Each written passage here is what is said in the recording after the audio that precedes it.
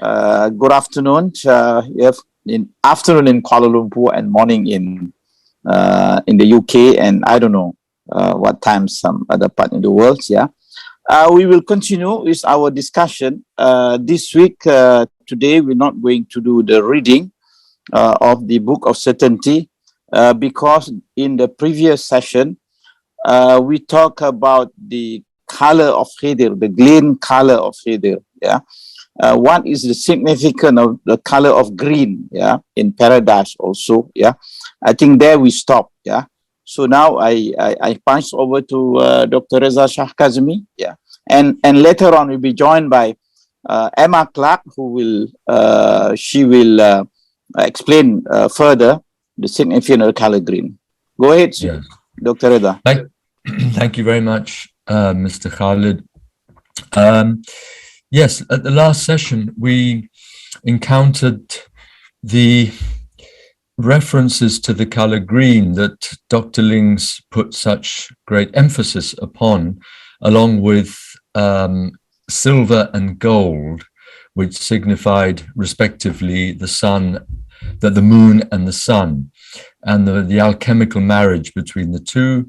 And he added that the green cushions, the green robes that were worn, that are worn by the inhabitants of paradise. And it led to a discussion at the end of the last session about the esoteric significance of the color green. Why is it that Al-Khidr, who is not called Al-Khidr, the green man, he's not named as such in the Quran, he's just referred to as a slave from among our slaves to whom we gave mercy and knowledge from our very presence, min ladunna. And so it's the prophet who says that this mysterious personage who teaches Moses or at least evokes for Moses the mysteries, the esoteric mysteries that relate to the haqiqah, the ultimate spiritual truth, the absolute spiritual reality that transcends the Sharia, the law, the outward law that Moses embodies, personifies, represents, symbolizes. And that Al-Khidr, by contrast, represents the spirit that transcends the law. And why it is that this personage is referred to as the green man? Why is it that the prophet was wrapped in a green mantle when he was put into his grave, according to various hadiths? Why is it that the prophet wore the green turban? If not all the time, certainly he was associated very strongly with this color green.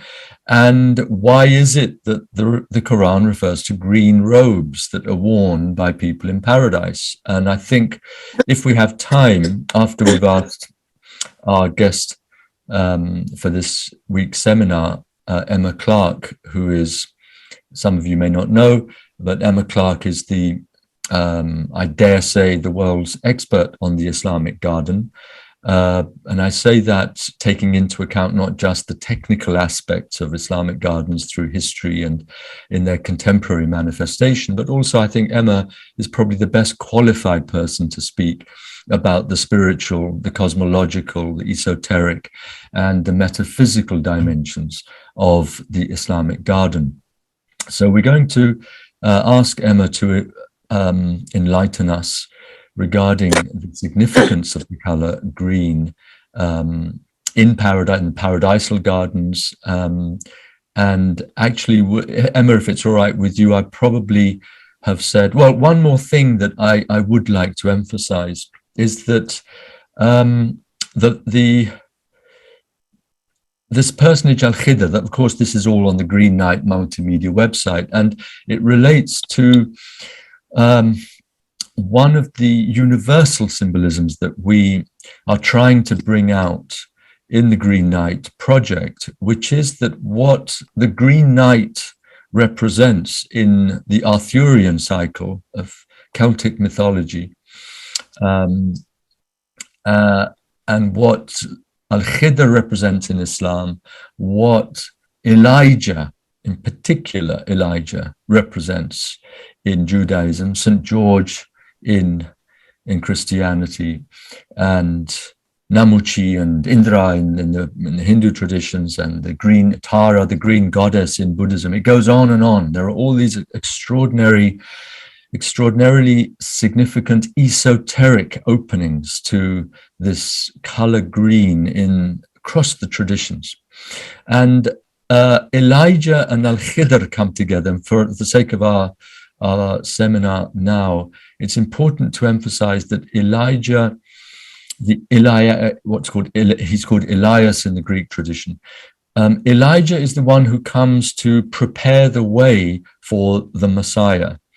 And although this is taking us away a little bit from the subject of our seminar today, I just really want to emphasize that what in Islam seems to represent the Eliatic function is the continuation of the Khidri aspect, the green man, this esoteric dimension of Islam, through that particularly strong current of what Fritjof Schuon has referred to as the current that flows from Imam Ali ibn Abi Talib. Schuon refers to Ali as the esoteric representative of Islam par excellence. And so what Ali represents and what his progeny represent is something like a kind of Eliatic, esoteric function of Al-Khidr. And remember that Ali referred to Al-Khidr as my brother. He referred to himself as he who is called Elias, Ilyas, in the New Testament. So Ali is referring to himself as the kind of embodiment of what Jesus refers to as the Eliatic function, the archetype, as opposed to the specific, limited, individual, empirical ego. That when Jesus looked at John the Baptist and said, "Behold, Elijah is come, Elias is come," they said, "No, Lord." We asked him, "Are you Elijah, the one who comes to prepare for the Messiah?" He said, "No." So John the Baptist's denial is that his personal empirical envelope has anything to do with his archetypal function. That archetypal function is universal and it can be embodied in a whole range of individuals. And when in the Old Testament it says that Elijah will come before the great and terrible day of the Lord and so on, and will prepare the way for the Messiah, this Eliatic function is both preparatory for the Messiah, but it's also a function of transcendence of the whole realm of the law, of the world, of the dunya, of this lower conventional world, if you like, that needs laws and regulations and so on.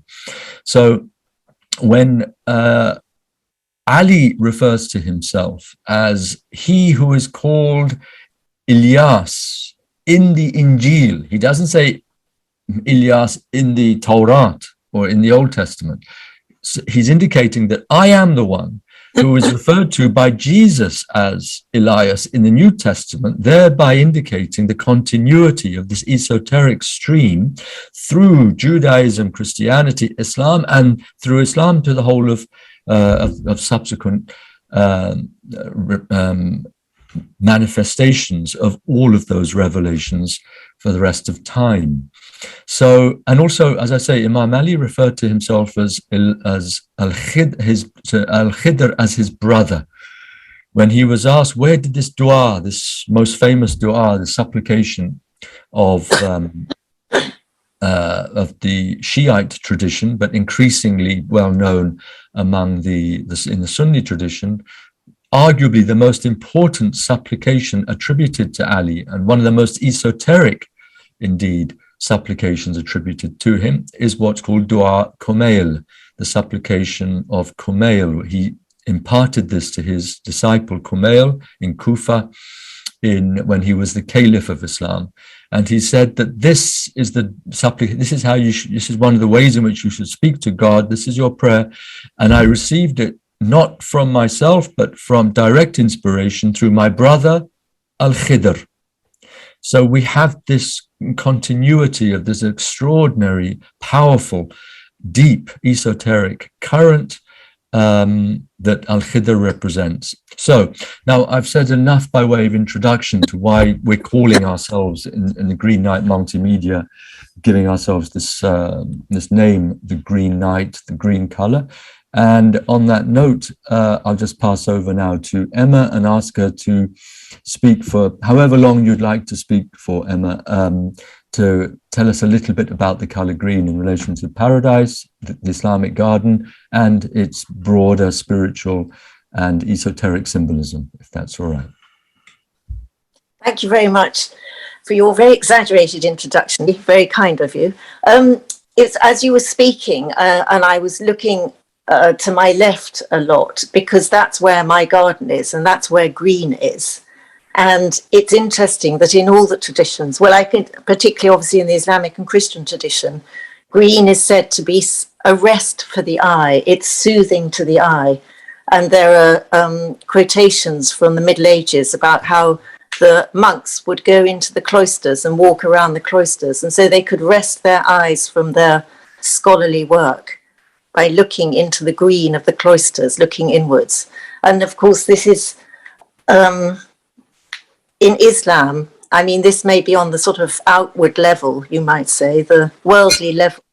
One of the reasons that green is so central is because there was so little green in the country where Islam was born, in what is now Saudi Arabia.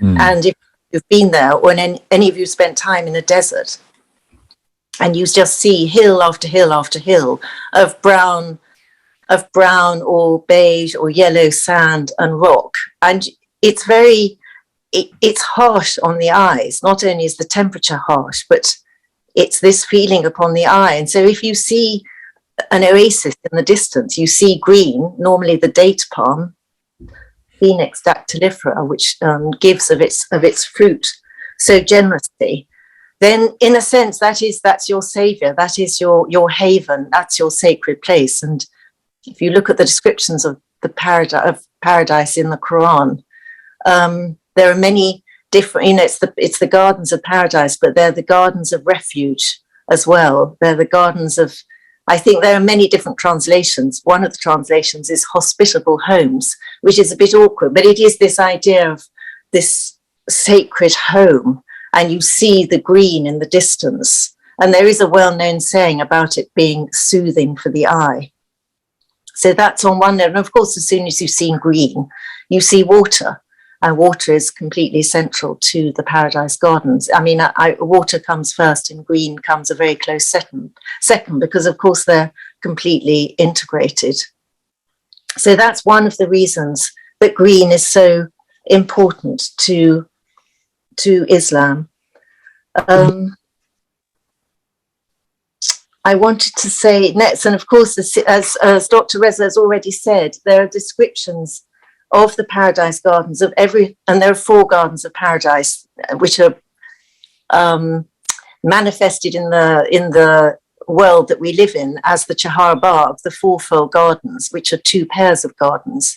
And of course, there are 2, as it says in Surah Al-Rahman in chapter 55, these gardens, there's the 2 lower gardens, the pairs of gardens, and the 2 higher gardens. And these are, as Dr. Lings has beautifully explained in his book of Certainty, which I very much based my first book on the spiritual meaning of the Islamic garden. It's to do with the maturity or the purification of your own soul.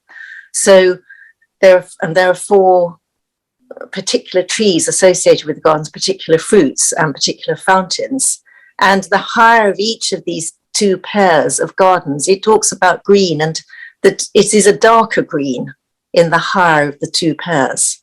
I mean, he says it's the garden of the soul, the garden of the heart, the garden of the essence, and the garden of the spirit. Now I've got those, so there's it's slightly complex. So in each of these 2 pairs, sorry. there's the lower of each of these two pairs of gardens is for our multiple joys, our human joys, and the higher is when we are closer to God. I mean, the idea of green, it seems to be, is that your proximity to the divine, and the closer you are, the deeper the green.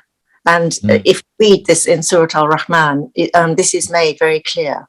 It's a very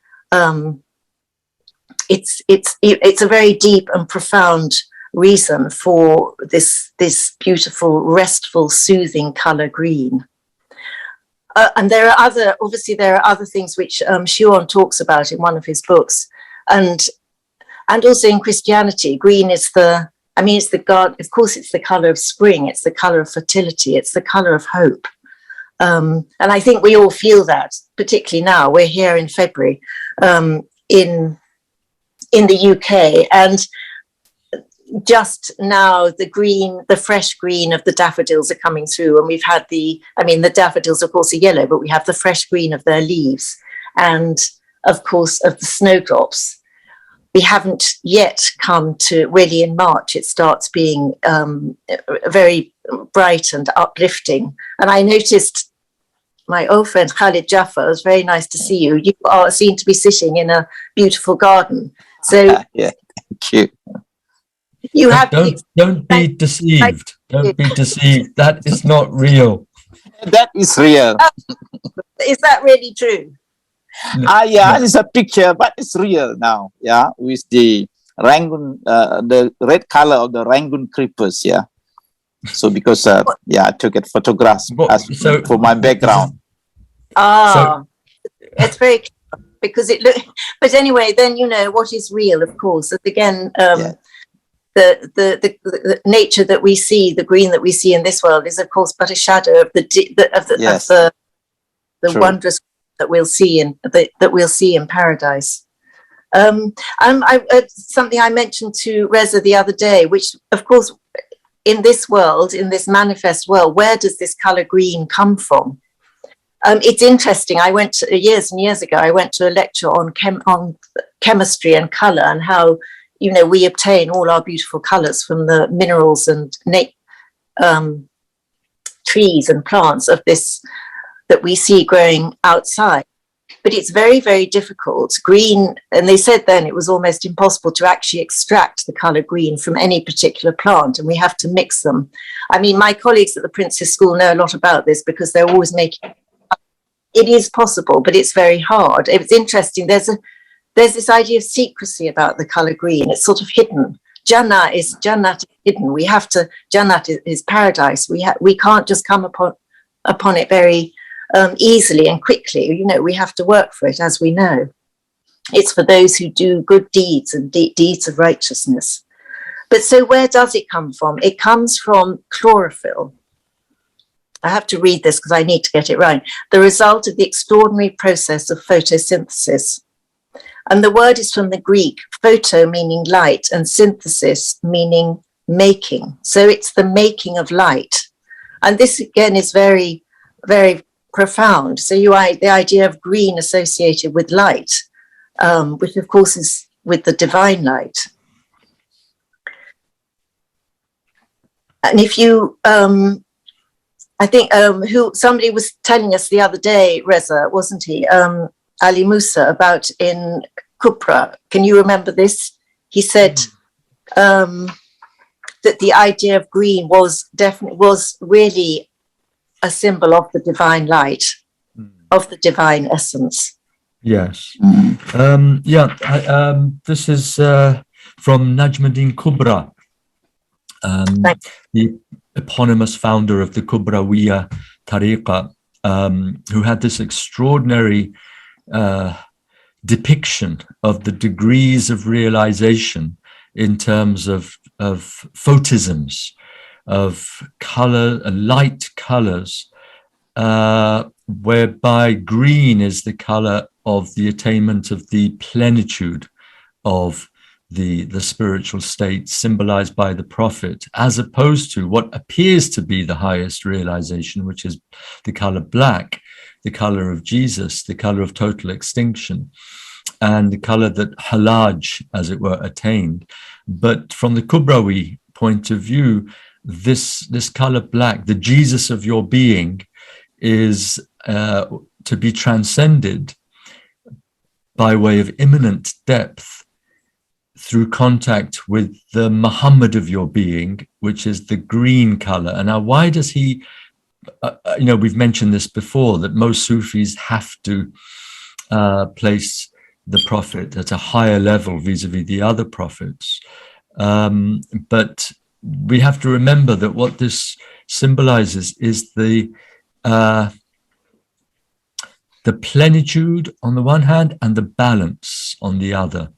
That whereas Jesus represents the color black as the kind of the closest you can get to the famous saying in the Song of Songs, that I am black but beautiful, the Shulamite says. This blackness, the Layla, the essence, it's something utterly hidden, utterly beyond all comprehension, and in a sense has nothing to do with this world, just like Jesus was, in a sense, transcendent vis-a-vis this world. But Muhammad embraced this world from the highest point of view and established equilibrium, on the basis of which you have extinction, as Shuon has said so beautifully in his chapter on the Prophet Muhammad in his book, Understanding Islam. He says that essentially Muhammad is equilibrium with a view to extinction. So that equilibrium is what the color green symbolizes beautifully. The equilibrium of bringing together earth and heaven in wonderful harmony with a view to transcendence. And I think also, Emma, we talked about how the color green is the midmost color in the spectrum of the rainbow. Yes. And there are three on one side, three on the other, but green is the midmost color. It's, as you say, photosynthesis.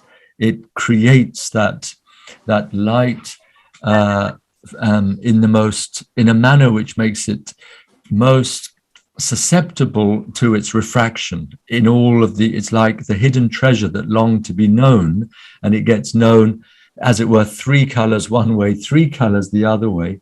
And that, I think, is what relates to this. I've just been looking up, and I apologize for leaving for a second. I was just looking up the word dahama, that word mudahama, that we have in the Surah Ar-Rahman, that is translated variously, but the one translation I think that helps most to get to the idea in question is an extreme greenness that is tending unto darkness.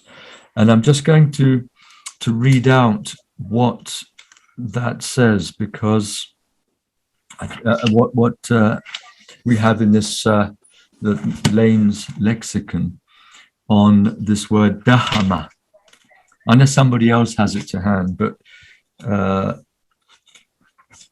yeah, here we are. So dahama, its primary meaning, and I just remind you, perhaps those of you who may not know, that in the Surah Ar-Rahman that we actually looked at last time, the first two sets of gardens, the first pair, we're told Dawata Afnan, there are two gardens, and they are with branches outspreading. So already you have an idea of greenery, of the idea of a forest, a wooded area, trees, greenery. But when the second pair are noted, they're called mudhamatan. The dual form is given of mudhama, which is from dahama, which, as I'm about to say, is, I'll read out the primary meaning, which is quite unexpected.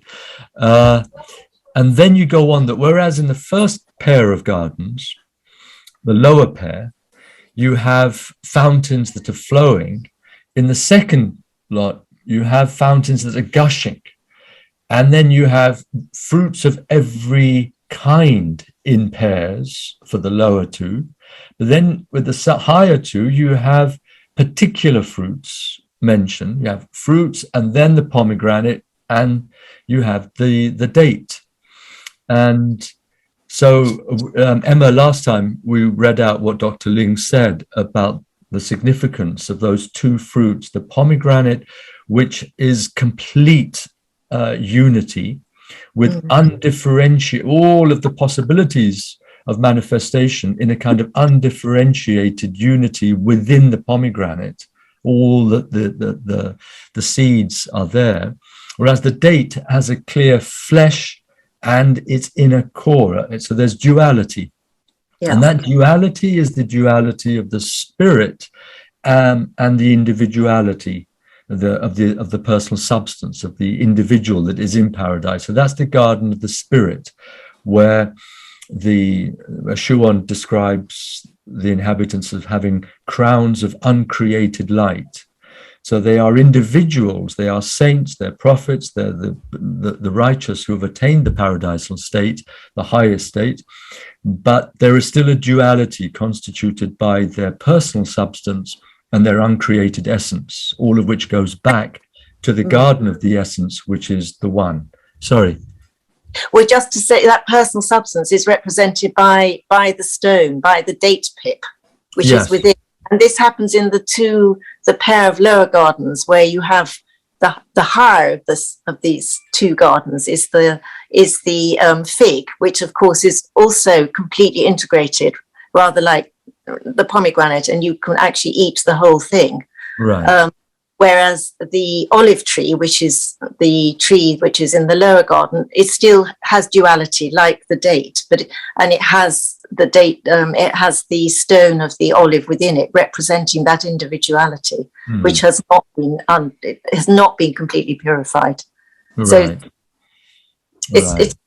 it's on the lower plane, isn't it? That pair of gardens. That's right. So there's one. Go ahead. Mentioning a couple more things about green, and then over to you. But because you mentioned equilibrium, it's neither too hot nor too heavy. I mean, this is what Schuon talks about, which is generally known about color, because it's made up of blue and yellow, and blue is a cold color and yellow is a light color. And it's very interesting because Lings talks about this beautifully, both in the Symbol and Archetype book and also in his magnificent book on the Quran, on Quran illumination, because he talks about how blue is the predominant color in Islamic art. And blue is the color of the mantle of the Virgin, and blue is the color of the celestial realm, and blue represents, more than anything, it represents mercy. But when the light of the spirit, which is yellow or gold, is cast upon blue, then it becomes green. And green, he says, is mercy manifested in the world. And so it's a very, very beautiful concept. We are surrounded by mercy in nature because nature is green. I love this. You know, you really feel that this is a reminder all the time that mercy is, we are open and ready and we remember it. So I think that's the last thing I have to say. I mean, something I think, we mentioned this the other day. I imagine if nature was not green, if it were another color, and it simply wouldn't have beautiful, this beautiful even calmness that you were talking about the equilibrium. It kind of has to be green, doesn't it?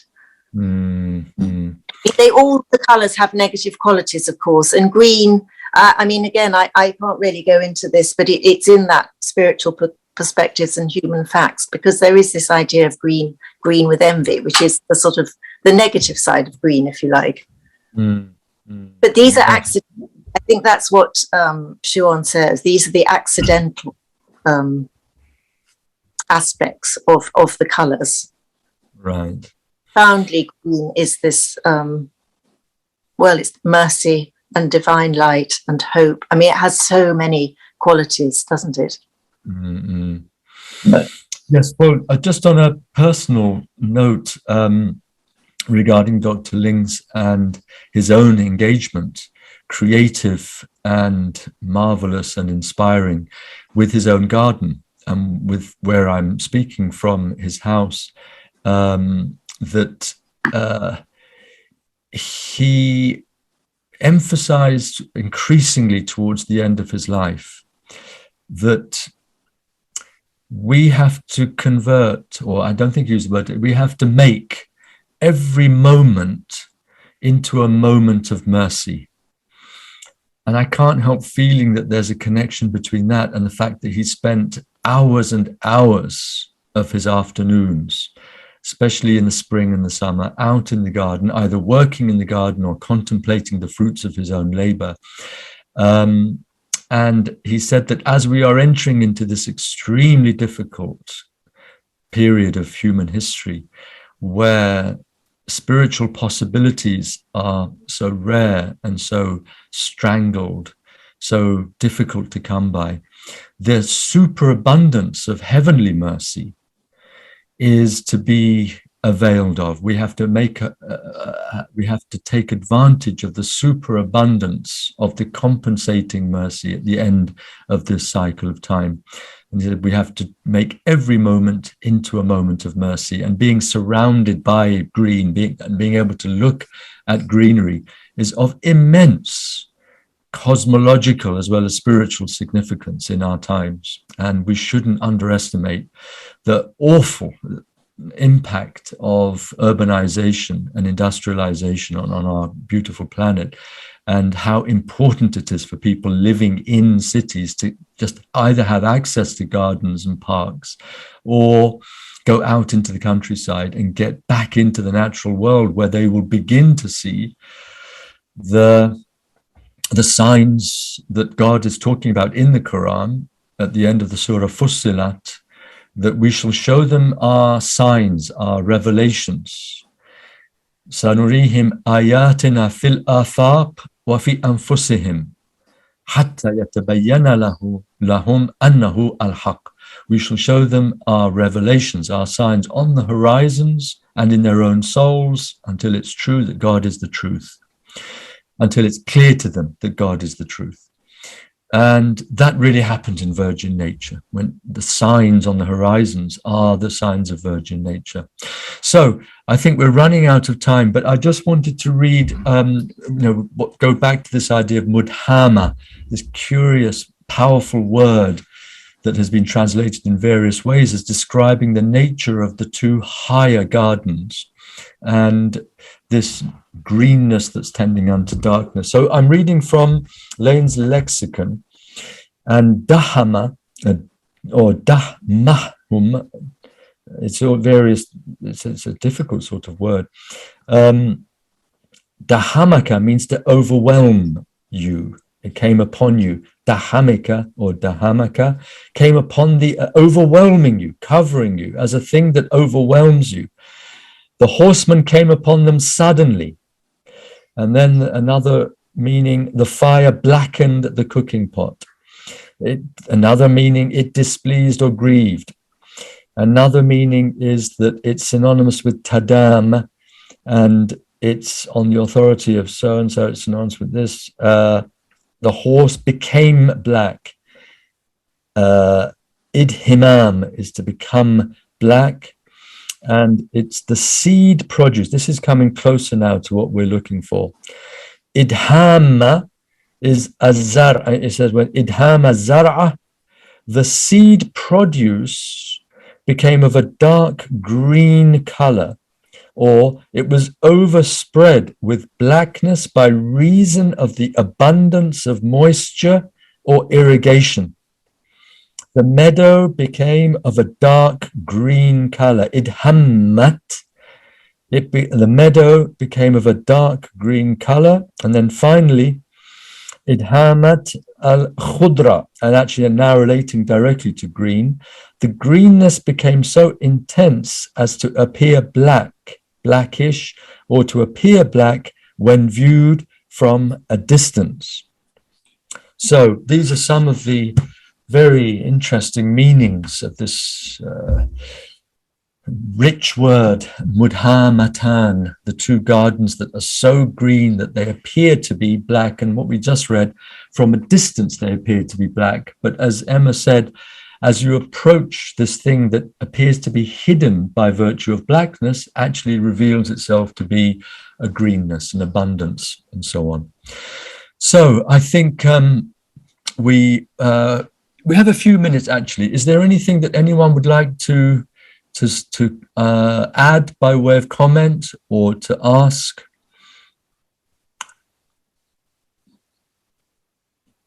I might have a comment, but it's not necessarily to the color green as such, if I may. It was really a comment from, it's a comment and a question, a comment from an audience, one of the audience in the United States,